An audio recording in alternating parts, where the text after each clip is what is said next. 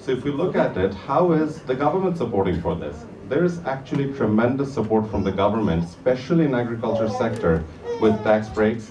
There's also a lot of support with cash incentives, almost 20% cash incentives depending on agro products that we actually export. So that is a huge incentive that we have, and I'm sure our panelists will later can talk about it.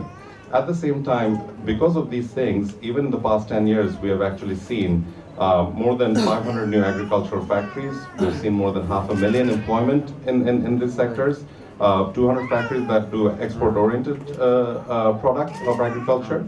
And there's a lot of support that we actually get with kind of the event we're having with the partners of like this event, even BIDA, even BEZA and BEBS and all of them. So if we continue, we also know in terms of the infrastructure, there's a lot of growth that's happening. Bangladesh has made great strides in the last 15 years. And in terms of connectivity in Bangladesh, in terms of transportation connectivity, we have tremendous connectivity now. So agricultural products can get to the urban areas much better than it used to before. And all of this is actually really attractive for foreign investors. So foreign investors to come in, the kind of 100% ownership that is allowed in Bangladesh, the kind of double taxation treaties we have, these are all actually very encouraging, especially the infrastructure development with kind of the new ports that are coming up, whether it's Paira, whether it's Matarbari, the Mongla. So all of these things are actually going to help us in that sense. So if we continue, this presentation, as I said, FAO and Agriculture Minister, I took a lot of help from them. We actually see there's a lot of investment that has already taken place, and there's a lot of investments that are actually even coming currently, even directly from World Bank and other funds. And a lot of this, even the private sector can tap into in PPP partnerships. And I'm sure if you reach out to both IFAD or with FAO or even with the Agriculture Ministry, you'll get to find out a lot of information and support there. So if we look in terms of thematic sense, where are really the opportunities for investment? Because that's something that we talked about. There's a lot of opportunities in cold storage, agro-processing, climate-smart agriculture, and I think that's important. I could go on and on about this, but you know, like we talk about the potatoes and the onions and the fruits and everything. Just think about it, even in potatoes, we have more than 25 to 50% actually harvest loss that happens in basically in the transportation and after post-harvest. So if there is a lot of cold storage is done, there's investment that is needed in it, then we will see a lot of dramatic change in that in terms of the produce and all of those things, the quality and the year-round supply that we will have. And what the real thing over here is, and the opportunity here is not only in potatoes, but also in onions. You have it in mangoes, you have it in tomatoes. So all of these sectors, we have a lot of opportunity actually going forward. And the important thing is, it's not only that how we are storing them and keeping them, it's also what we're producing, what kind of potatoes. Is this potatoes the right potatoes actually to make chips or other things? A lot of it is not. So that is where we need to really go forward. There's also a lot of other investment opportunities. I don't want to take too much time because I'm sure we want to hear all the panelists speak. So I just want to say that you know, the women's involvement, and we'll talk about this in agriculture, I think this is a very telling number if you look at the left, and I think we're unaware of this, maybe, or I'm sure we should be. Women actually play a much bigger role than even men, even in the rural and even in the urban area in terms of agriculture and support of agriculture. So I think what really is telling over here is, where does this inequality come from? And one of the biggest part that inequality actually comes from is that women don't have land ownership. And unfortunately, in terms of their status and equality, that actually makes a big impact in that sense. At the same time, mobility for women is also restricted in terms of where they can go. Things are actually changing much more over here. They are participating more and more in trainings, but there are obstacles that happen, whether it's from family, especially the husband or in-laws. So these are the restrictiveness that we see that comes in for women, and that actually affects even their impact for supporting even in agriculture in that sense.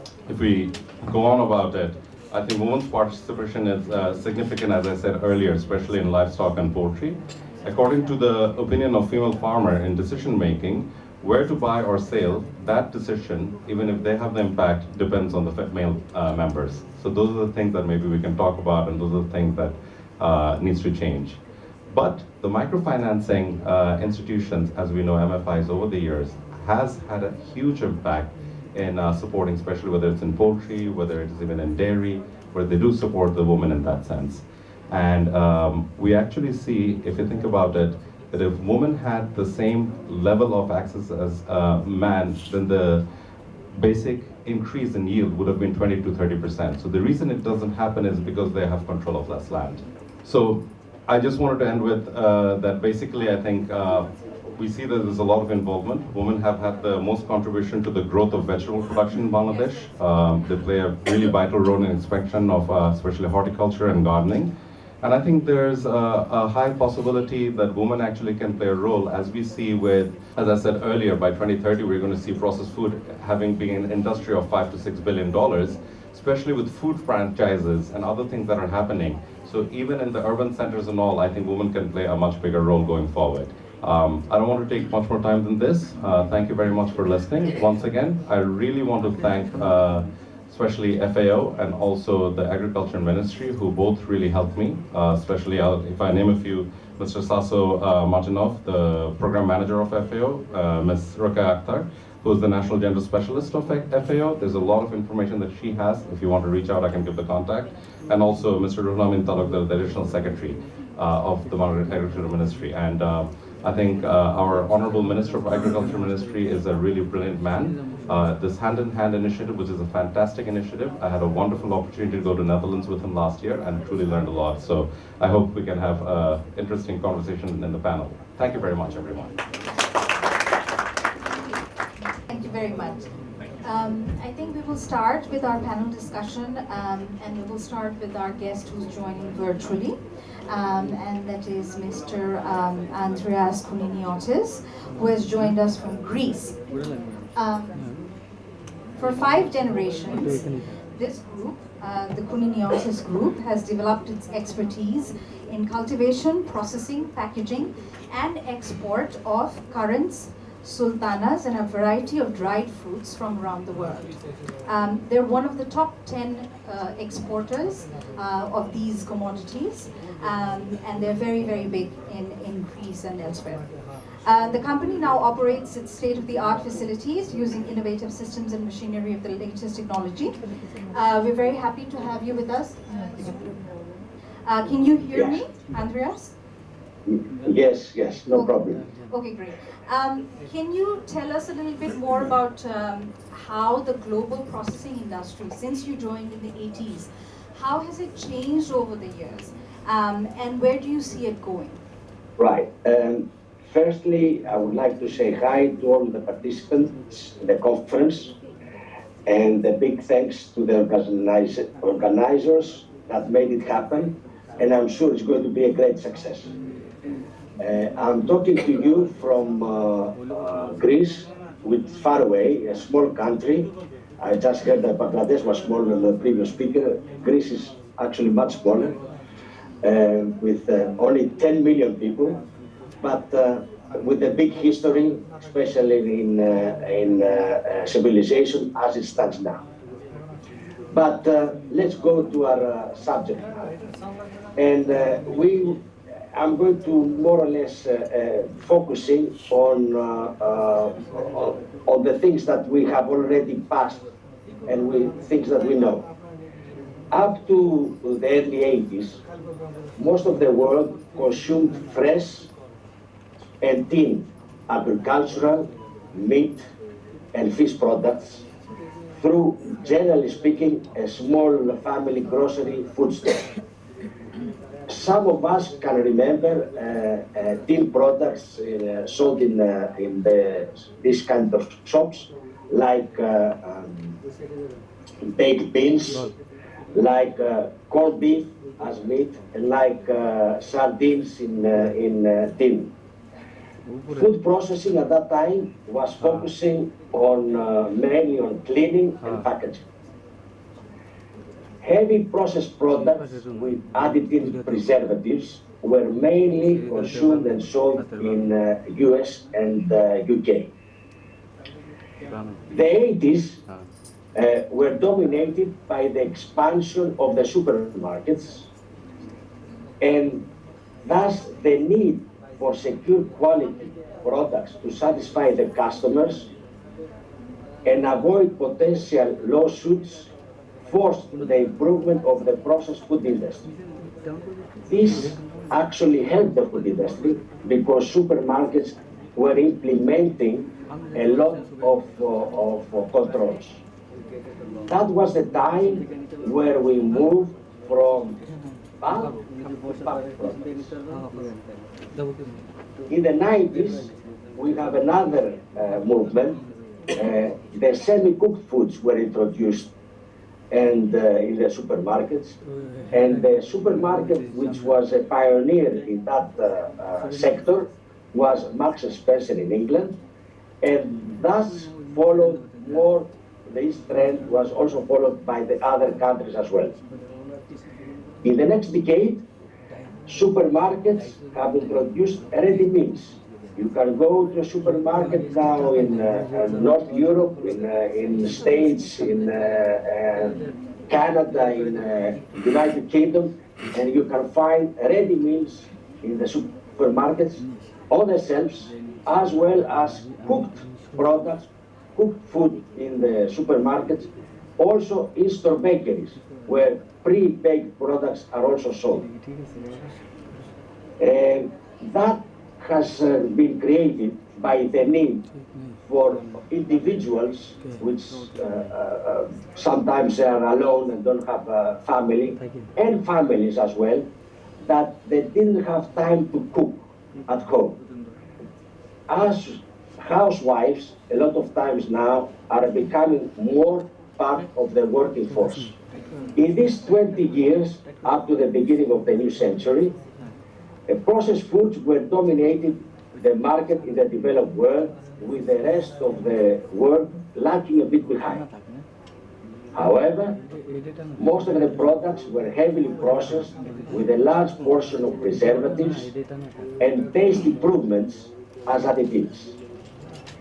These products sometimes were accused, and some of these were accused, by creating health problems to the people, and also they were also accused by increasing the number of overweight people in the Western world. That has caused, among other reasons, like the climate change that we have, to a market change, to a more healthy approach for processing foods.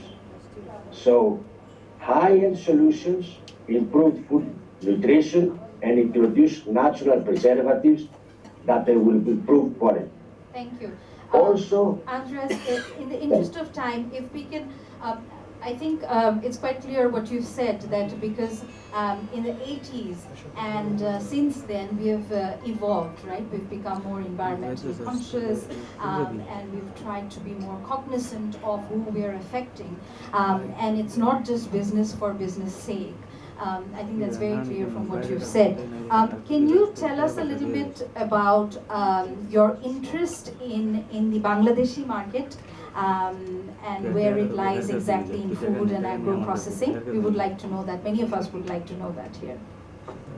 Yes, one of the things that I would like also to mention, and in order to be short, that our previous speaker also said, it is that now we have to focus on a target on a zero food waste. This is very important, and as has been also said in the 27th Climate Change Conference, which was held last week in Egypt, it has been focused that frozen food solutions will be of great importance for the near future to prevent food starvation. So that is an element that we have to look at.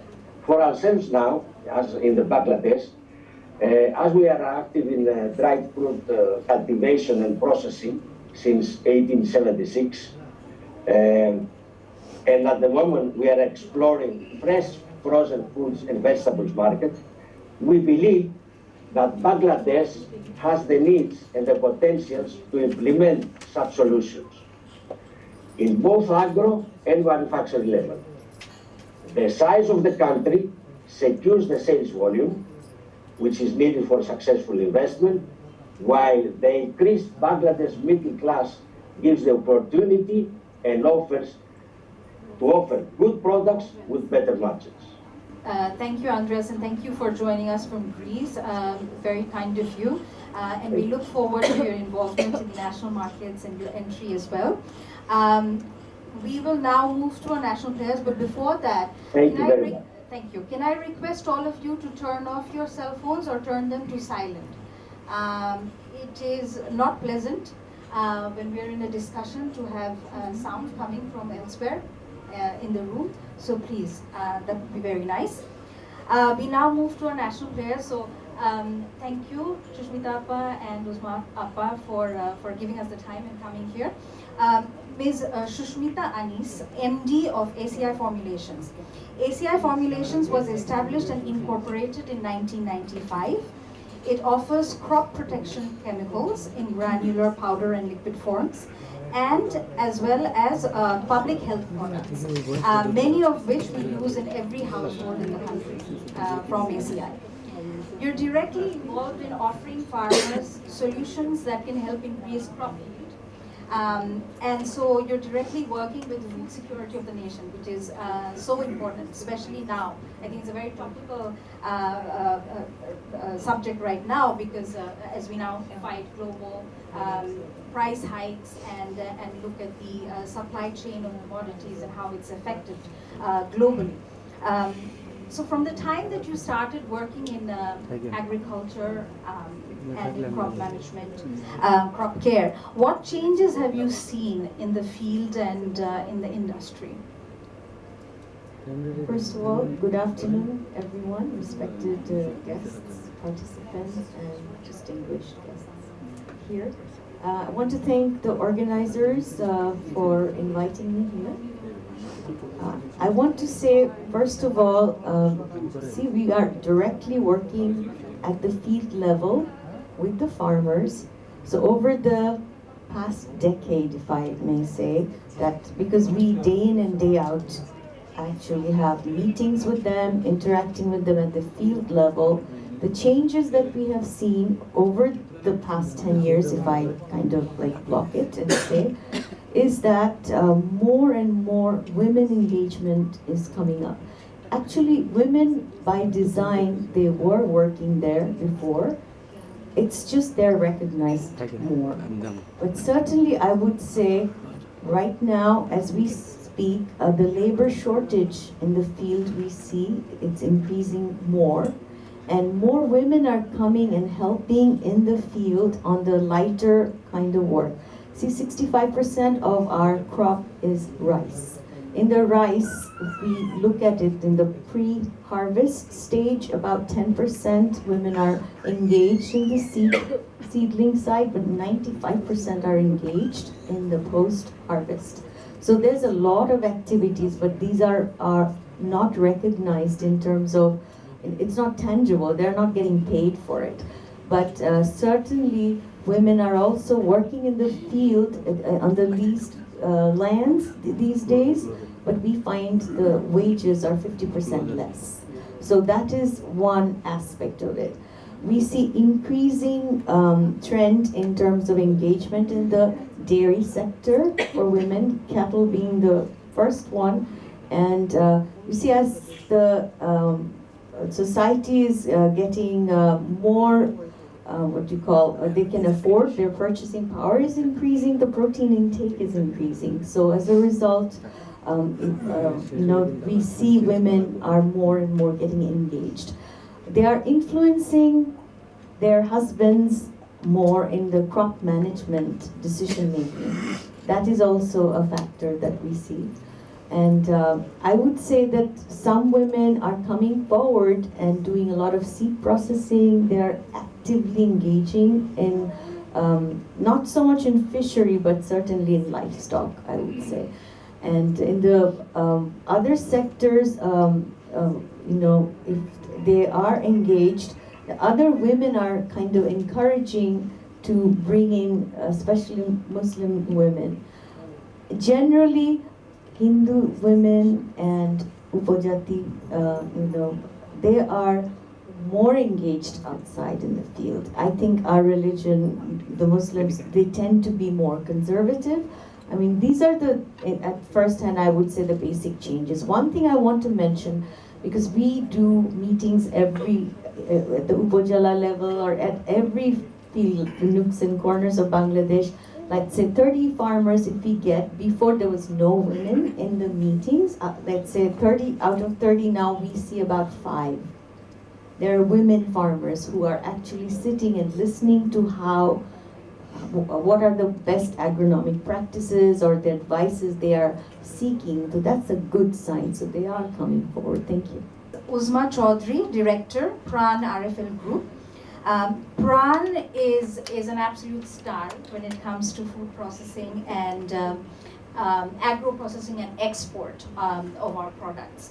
We're very proud to have Pran products across 145 nations now.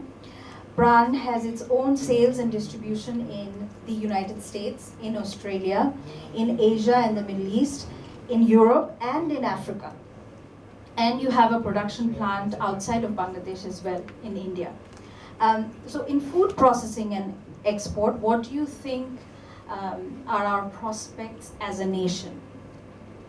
Thank you very much. Thanks for inviting me here. It's a very interesting program, and this is something that we must understand, and we must take initiatives to. There are some challenges that we have to take and address today, so that Bangladesh can evolve as an exporter, net exporter of goods. We have population, young population, and those population are, most of it is unskilled, but we need to find some job for them. The food processing industry, if I talk about just the industry sector, people who are not skilled, not very educated, it's the ideal sector. However, we need people to be educated in the food processing sector. There are different industries, smaller industries which are linked with the food processing industry, like packaging, like agriculture itself, transportation, making fertilizers, and we need people who will work for the environment. It's not only agriculture that people needs to be, like women need to be engaged at, but we can see more and more population coming in, and outer world is waiting for products. I'll give you just one example of our product, like the brown amshotto, the mango bar. It used to be a regular household item, and like all moms know how to make amshotto at home. But now it's an industrial item going to every single corners of the world, taking the Bangladeshi Amer flag to everywhere. This is possible, this is doable. We have a country where we can grow, year round our agriculture can be produced, and we just need to make sure that we increase some shelf life to those products so that we can reach it to the destination and the consumers that they would like to be taking it in that form. Our frozen food item, big market. It is something that the entire world is waiting for, because nowadays, due to industrialization, people do not have time, and all our Dhaka city people would say that we do not have time to make samosas and shingaras and parathas. I do not know how many of us had paratha made at home, which used to be a regular item for our home, but now it's no more required, and we are dependent on processed food. So if we as Bangladeshis are dependent on the processed foods, just think about the Western world where men, women all are working. So it is, we have a big world waiting for us. Yeah. And what kind of policy level support do you need that would take us to the next level? Okay. Very interestingly, the government has a lot of good policy level support. Each industry, our livestock industry, our agricultural industry is looking at it, and the policies are being changed every single day with the need of the time and with the need of the processors and producers and exporters.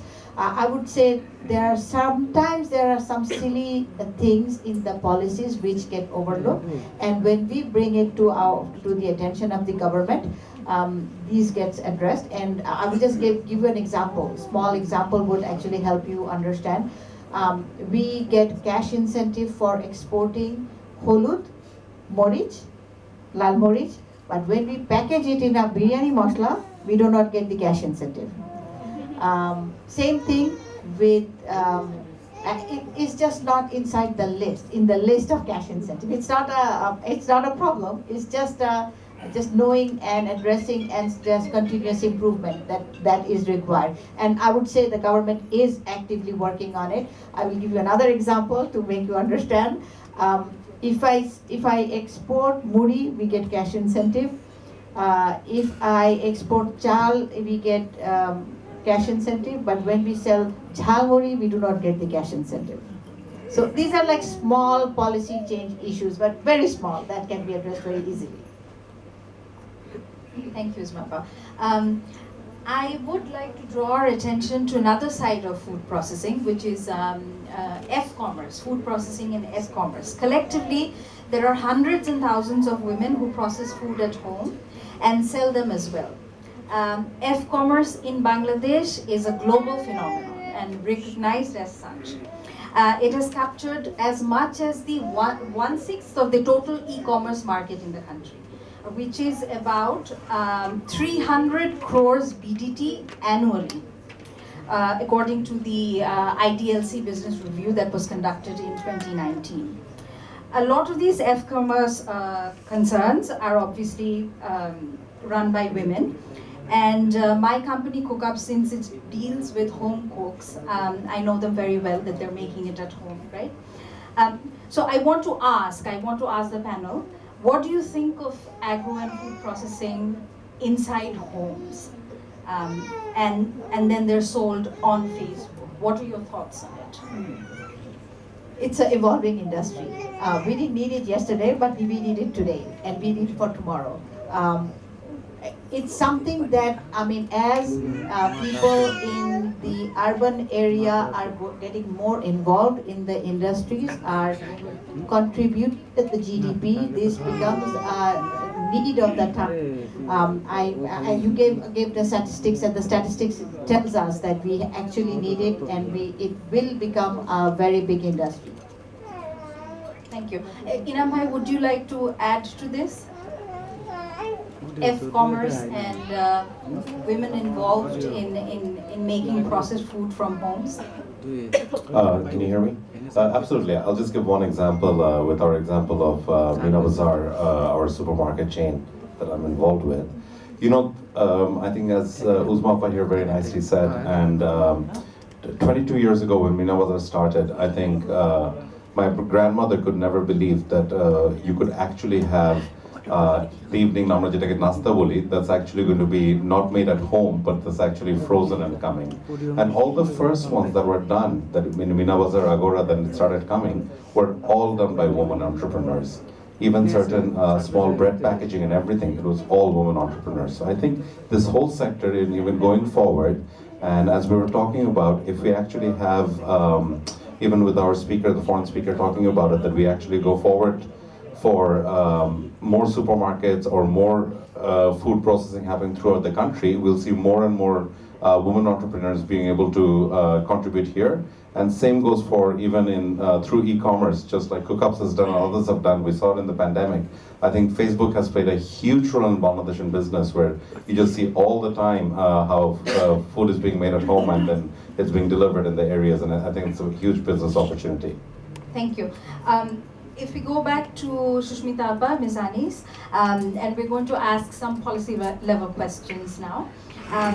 How do you think policies can support us so that we are better in terms of competitiveness, manufacturing competitiveness? How do we make it better, and how do our policies support us? I think we can make it better if we have more incentive for the right kind of machinery to take it actually to a larger scale. You know, something, when you think of Bangladesh as a whole, the kind of manufacturing, the kind of in terms of agri sector, the kind of things that we're doing, first we have to feed ourselves and then we have to export the extra. So we have to look at it in the global context. For example, shrimp export, or other like potato chip export. We have to, at the policy level, begin with the R&D of the seed, the right kind of industrial seed that is required to export, let's say, for USA or for other countries. So that deeper level of engagement has to be in terms of the lab and R&D development. That sort of big investment is necessary in order to get the right item and then follow the good the proper agronomic practices, getting the scientists engaged, doing the right homework with a very big target. I mean, if we do it in that way and capture the entire value chain, and in the process starting from processing up to the end, the cold storage and the entire transport system. So all the, in each of the aspects, whatever are the bottlenecks, if we actually at the policy level look into that and try to help, I think that will help. I'll just give an example. We are dealing with, because I can only talk about agrochemicals, I know for a fact that a lot of times the port congestion, which is reality, and what happens is a lot of things are stuck there. The raw materials is not coming to the factory in the time that is required. In the process, we are probably missing the season. I cannot reach that particular crop care solution to the ex-farmer in Potuakhali or in Sylhet, and that will affect the yield. So these kind of things, so at policy level, we need to actually look at these problems. We have to identify the problems and deal with the related ministries and combine them together. And that's why, as Vice President of Bangladesh Importers Federation, we have MCCI, we have ABCCI, many associations. If we go and actually combine the relevant ministries and have a dialogue, and that is the way we can actually develop the right relevant policy. So we have to really begin with the end in mind, that we have to create the right demand and engage it. It has to be a very holistic system. If I could answer you, thank you. And what is the scope for investment in agribusiness sector with respect to just women? I think one of the part that is not yet developed, but in the next 5 to 10 years, definitely see the fish. We are a freshwater, there's so many rivers, and the fish is something fish processing. Definitely women can be engaged. Again, that requires, where are we going to be exporting? What is the demand? Can we actually have those organized contract fishing? That sort of area I think can be developed. Instantly, I can say one of the most profitable area where we see women are already doing is in seed production. So if we could have proper training centers, getting the experts to actually, if there was a way to have a single platform where women could be trained, women, men for that matter, could be trained, and they could actually, if necessary, they could lease land, and they would also have the financial training. They will understand what is called return on investment, the entire spectrum, if it's available in a single platform, and then they can actually start.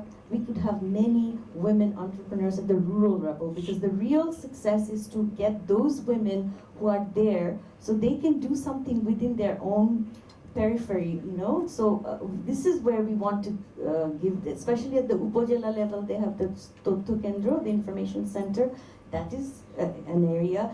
They can work with the Department of Agricultural Extension advisors, along with all the other agrochemical companies who are working in the field. So I think this is where I'm just saying seed because it's very profitable, and we can see, and there could be mentorship programs, there could be all kinds of things to actually make all these resources available and the policies to be aligned so that they can actually get the right capital and the right kind of knowledge even before. A lot of, I would say the successful farmers in the field are the ones who seek out and search for help. They go to the nursery, they learn how to do things. So why can't we get all these things under one roof?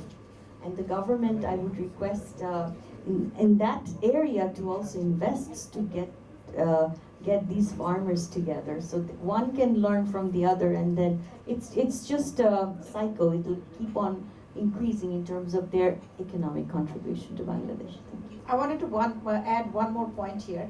We see the statistics, how many women are working in the garments industries, but there is no real statistics for the agricultural industries. And agriculture, it means not only aquaculture. It doesn't mean only livestock. It doesn't mean only the crop. It's so diversified.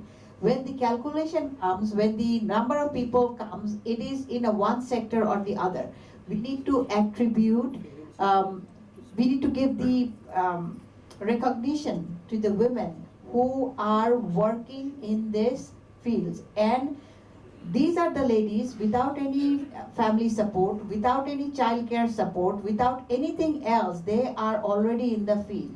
And our rural economy is such that women actually have to work a lot in the home. So after working at home, they're giving this time, these hours on the field, and we have not been able to give them the recognition. So the rice that we eat on our plate, we as women, we do not recognize the fact that some of the ladies must have cut her sleeping hours at night and helped us to put the food in front of us. So we need to do the recognition for the women. And once we do the recognition, then the advancement would come. Then people would come more forward and do some more.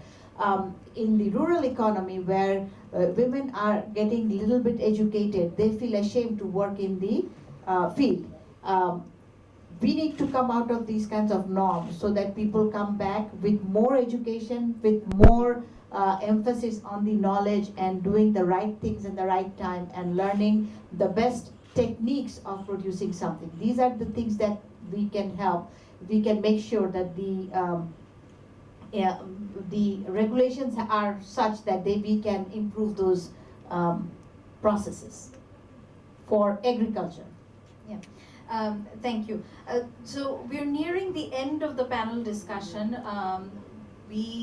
But I have a question which I think is very close to my heart, and I want to ask two women who are here that we can look up to, and we have many women in the audience who are in challenging positions, difficult positions, and they're doing difficult things, right? So how far do you think Bangladeshi women have come? And where do you think we've done really well? Where do you think we can do even better? I think we have come a long way compared to many other countries. One thing I want to say is, we have seen the success of the RMG sector. So we need to diversify. We need to find that 50% of the women population are women in Bangladesh. So the rural economy, if we can engage the women participation, if they can become economically empowered through agro-processing plant or through some level of engagement, whether it be dairy or any other, or a mix and match, I think if they can partly contribute, even that will make a difference. So we have to, at a root level, give that sort of support to take them forward. And by design, we're going to have packaged foods and more, it has to be more, modern trade has to be better. By policy level, things will have to get better. As a matter of fact, when you go from LDC to developing country, by design it will happen. So automatically I see rural women will have to come up and contribute. And that's the only way. And I think if we can align it with export, we could have a couple of different tangents of export. Aqua export, vegetable export. We are the third largest export vegetable producing country in the world. So you see excess, there's so much potential to grow. And very importantly, I want to say, the policy level, we have to make sure that it's at the international standard. Just like RNG sector is going green, we have to have that good manufacturing practice, and also proper agronomic practices have to happen. The right kind of agrochemicals that are bio-friendly, they're good for the environment. All these combined together, I think, will, and if it is aligned well, there is no way, no one can stop us to become the developed country by 2041. Thank you. Uzma, what do you want to add? I already told about the recognition. We also need to know the technique. We need more education on the technique. In whatever we are doing, we need to learn good agricultural practices, and we have to have the education on this. Our medias are focusing on only the entertainment part, but if we can educate these women or inform these women that you are actually a resource and you are actually contributing to our GDP, you are making part in the national progression and the GDP growth, that is something that will give better push to the women population, and they will come forward, more forward. Without the recognition, without giving any kind of incentive, we have come this far. If we get the recognition, if we get the some incentive, any knowledge, I'm pretty sure we can go a long way too. Thank you. Inam Bhai, would you like to add? I want to know how can Bangladeshi men support women better? I think I think that's the Research Secretary said. They are supporting, but I think there's always that we can do more. I think it's never enough. So I think it's about I think in terms of decision making, allowing them to speak up more, allowing them to be the decision maker in that sense.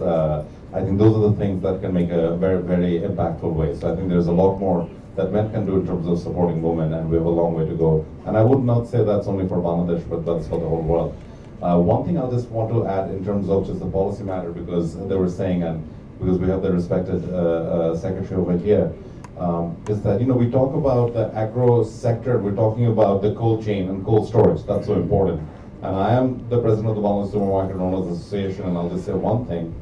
We use the word cold storage and cold chain management.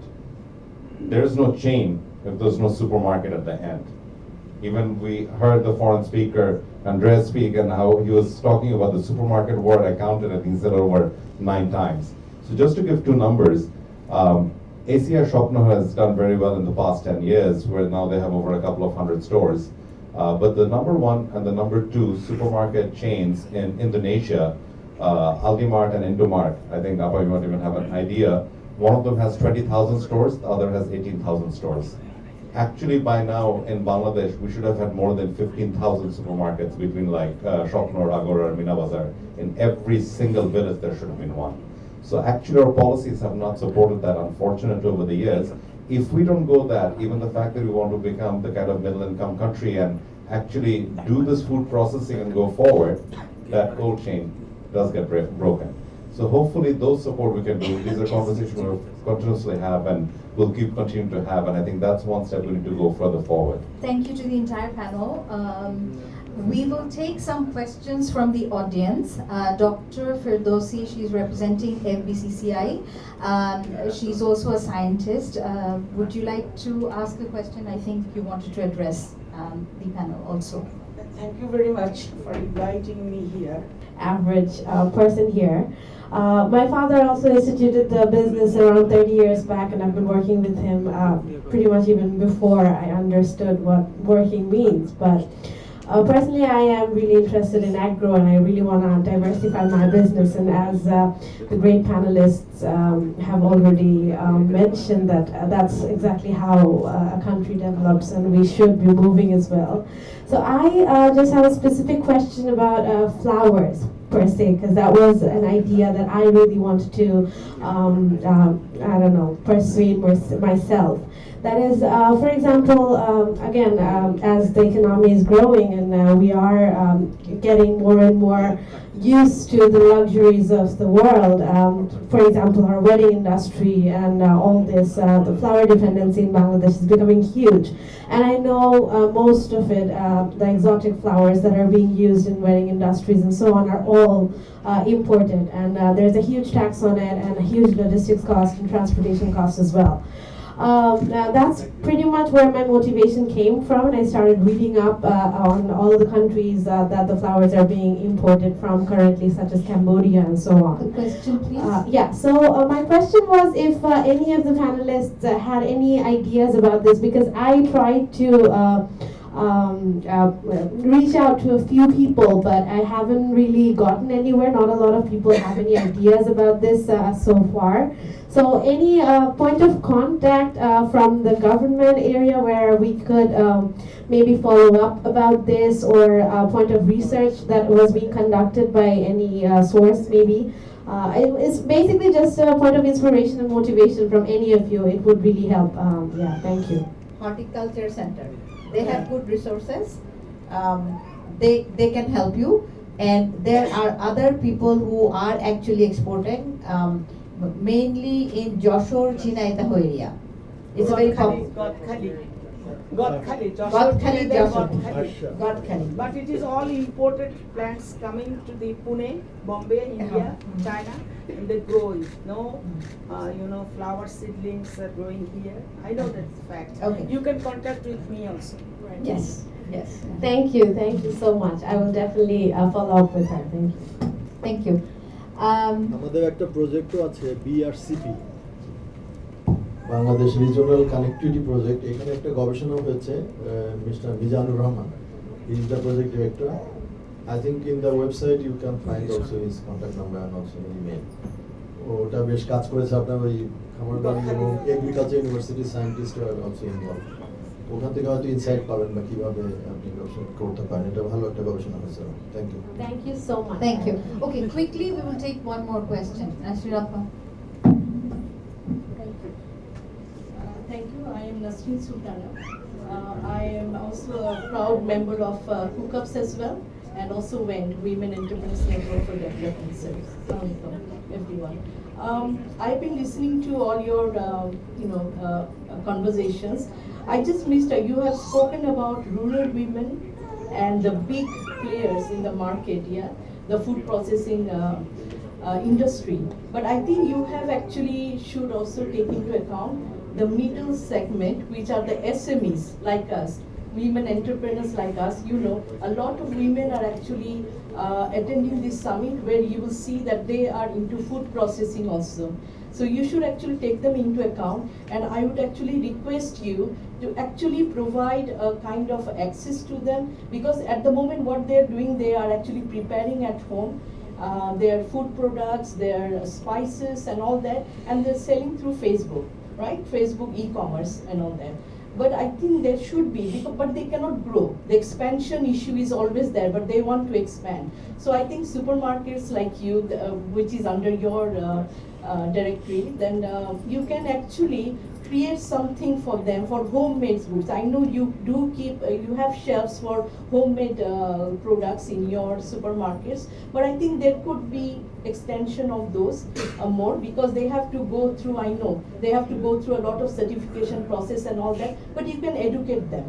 At the moment, they are being educated through SME Foundation and of course the BRCP projects, because a lot of entrepreneurs that my colleagues are actually doing the project, the training under them.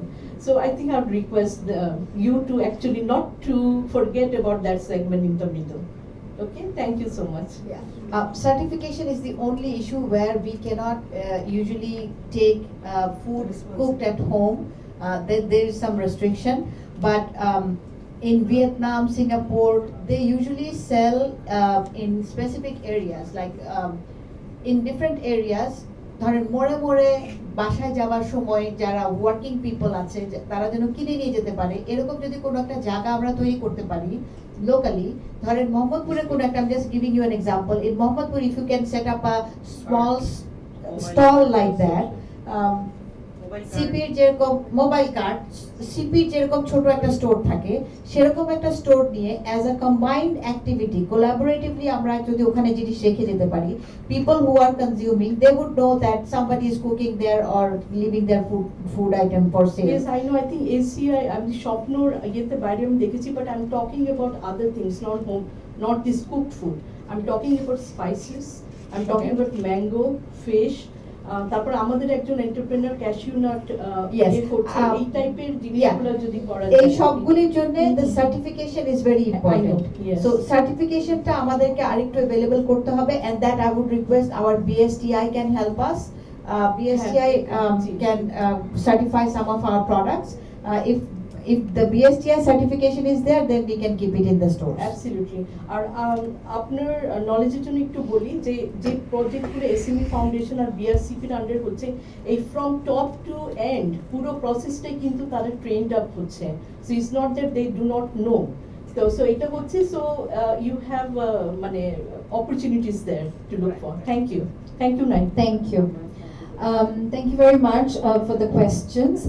May I now request Mr. Tapan Kanti Ghosh, Senior Secretary, Ministry of Commerce, our Honorable Chief Guest, to say a few words on the topic of agriculture and food processing and female involvement as well. Thank you. Thank you very much.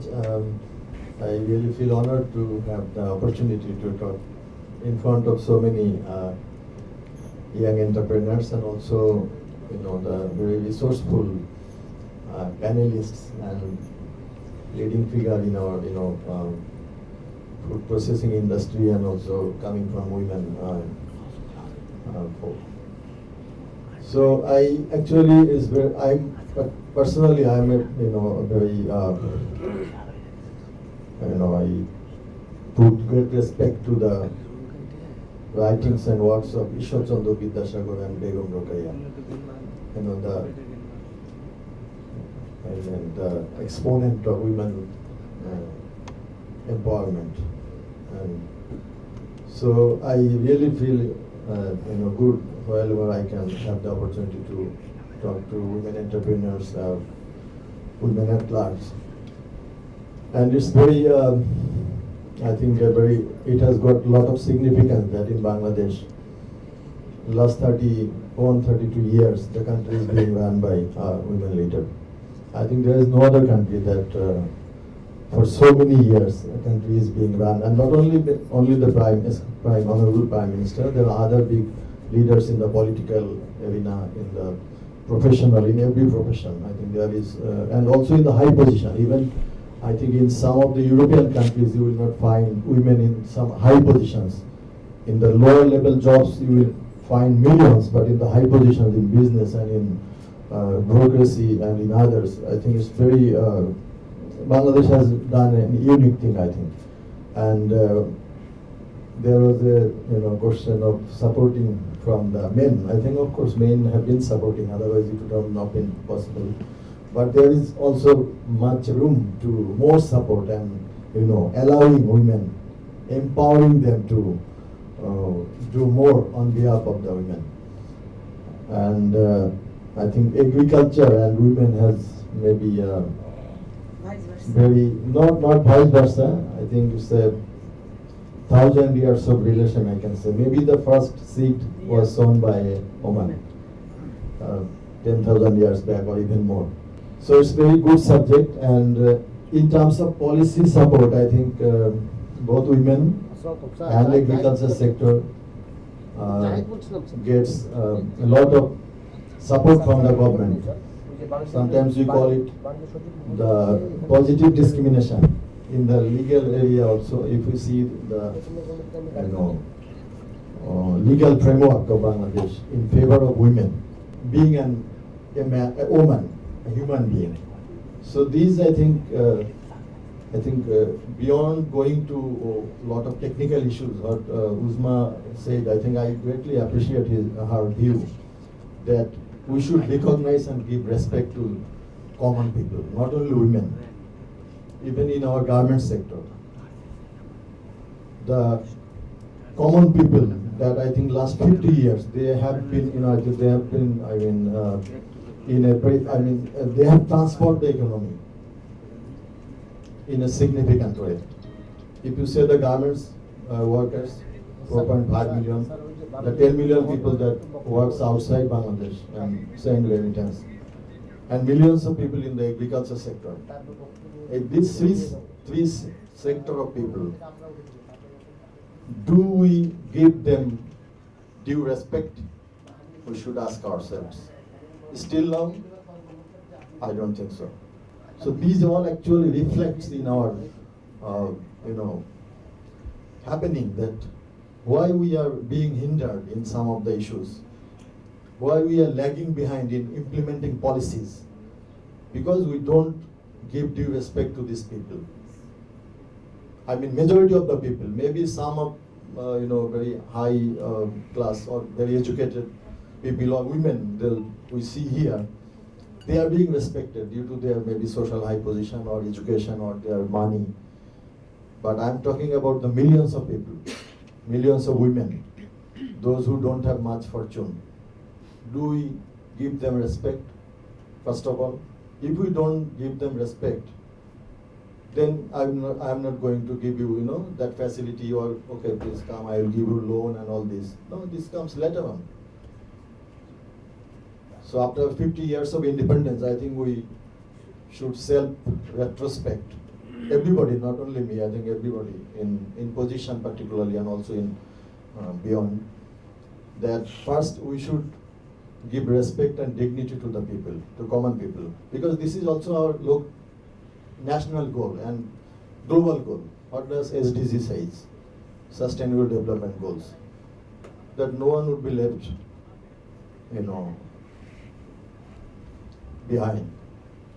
So I think we have to work in those areas also, and that is being done, of course, through enhancing education, through enhancing, giving more opportunity, economic opportunity to people, to women.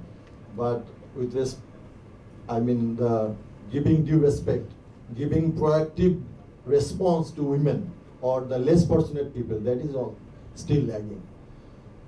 So, if I come to the very practical issue that the business, agro-processing, agriculture goods, it has got two sides, domestic market and international market. I think it's great time to have first explore the domestic opportunity. And that is being done by some very big companies like ACI, Pran and others. How it could have been much better if we could have introduced the cooperative system that we failed actually. Then these very small farmers, what Mr. Inam Ahmed said, that 85% of our farmers are very marginal farmers or small farmers. And they produce, but they also face a lot of challenges, particularly with regard to marketing. They don't get their price because they don't have any vehicle to bring those products from Jol Dhaka, Lokhipur or Nilphamari to Dhaka. So there is a very big gap. Either big conglomerates, corporate like we see, they can fill the gap directly with this contact farmer, or there has to be cooperative. Those who can defy some of the words along the road, the chadabaji and all these action as a vehicle lagbe. So in duita upay hote pare, but cooperative I don't see much. Cooperative is of course best, and even in the, you will be astonished that even in the developed countries, because Sampada Malikana, in our constitution, there is 3 types of Malikana. Private entrepreneurship, the government entrepreneurship, and also the cooperative. But cooperative sector is the most neglected in Bangladesh. And it is thought that cooperative is not compliant to the market economy. That is not true. Even in Europe, I have lived few years in Belgium, and I saw that how cooperative is working in that sort of developed market economy. So why cannot we do that? Denmark, all the North European countries, they much rely, particularly in agriculture sector, because in agriculture sector, individual farmers, they cannot do much. You must have cooperative or the corporate house and then linking with the farmers. But which one is better? I think if cooperative is there, that is much better in terms of bringing well-being and also distribution of wealth, among all the actors in the production process. It is not happening in Bangladesh, but I think we should be quite happy that in another way it is happening, that big groups are coming, they are taking care of this production, they are linking this production to marketing, to selling, and also bringing the quality, the compliance, that is very important. Now if we go for export, then compliance is the main thing, the sanitary, phytosanitary issues, the good agricultural practice. Particularly myself, I was trying, last few years, talking everywhere about introduction of good agricultural practice in Bangladesh, but that has not happened yet. So I saw that if you only focus on some contract farming and all this doesn't bring a good result, because there is always, possibility of সমস্যা হয়ে যায়. And also we are then discriminating against our own people, because we are producing compliant and quality goods with certification for our foreign guests for export. But for our people, we don't care. We are just producing with all those bad fertilizer, chemical, and whatnot. So is it fair? আমাদের তো এটা ask করা উচিত, আমার তো জিজ্ঞাসা করা উচিত, is it fair? দেশের মানুষকে কেন গুরুত্ব দিচ্ছে না? So এখানে lot of work I think we have to do. এত কিছু কাজ করার আছে যে এটা চিন্তা করা যায়। So there also lies the opportunity for any sort of business. যেহেতু আপনার ঘাটতি আছে, so you will have to do, as your income is growing, your awareness is raising, so the whole population will go for quality food, will go for cook up food, and also the compliance issue will come. So এখানে we need, of course, education is growing, but we need also training. We need also how to make business, how to make an account, how to have connection with the foreign buyers. And there, although government is providing a lot of trainings, but I think it's not enough in two counts. One is that those who are getting the training, they are not being linked to production, gainful employment or any production facility.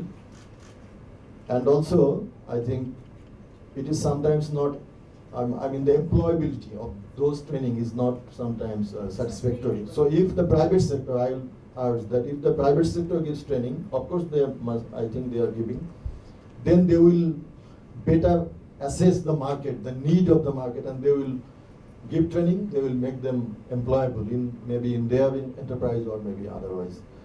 So I think the government, along with the government sector, the private sector also come forward to impart training to women entrepreneurs, particularly in the agriculture sector, and to have success in export market. Another thing is also very important, is the price competitiveness. And there also we lack very much. If we talk about beef or even egg, the international price and the domestic price, there is a big differential. So you cannot compete in international market if you cannot produce at a lower cost. If the Brazil, Argentina, they can sell 1 kg beef in 350 taka and you produce 700 taka, so you are not, you cannot be going to compete. For egg also, ডিমের দামে কিন্তু অনেক তফাৎ আছে, even with our neighboring country. So our consumers are paying much more for the very daily necessity food. So there also lies a lot of opportunity for women and for everybody, that you please produce quality goods with less cost. So you have to be more productive, more determined, and the future is yours, I think. So আমি সত্যি খুশি যে the women of our country has come forward so much.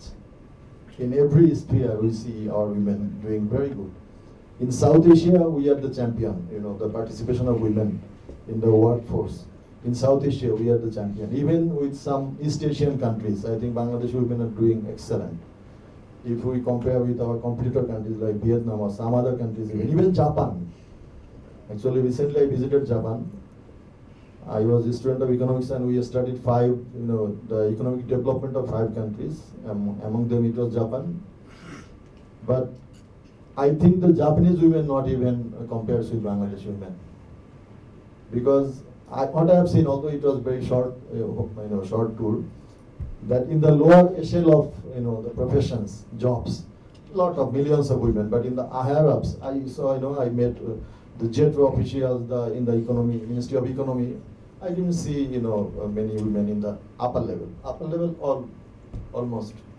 So I think we should be proud of our women, and we must respect them. We must give proactive support to them, so that their journey can be more smooth and sustainable. So with this, I would like to end here. Thank you very much. Thank you, sir. Thank you, Honorable Secretary. Inam Bhai, Shmita Appa, Usma Appa, and Andreas for giving us time and gracing the session. It is clear that Bangladesh has done very well in many respects in agriculture as a highly agriculturally productive nation. We've also done very well in terms of female empowerment, especially in the last 2 decades. But in order to take us forward, we need investments and technology transfers in higher level manufacturing, storage, processing, and not just at field level. We hope that everyone present here, that is the decision makers in public and private sector, have taken note and will strive in the said direction to capture some of the global $6 billion food processing market in the next 5 years. So thank you very much. Thank you to the panel also. We have some crests to give. We'll be happy to hand them over. Thank you.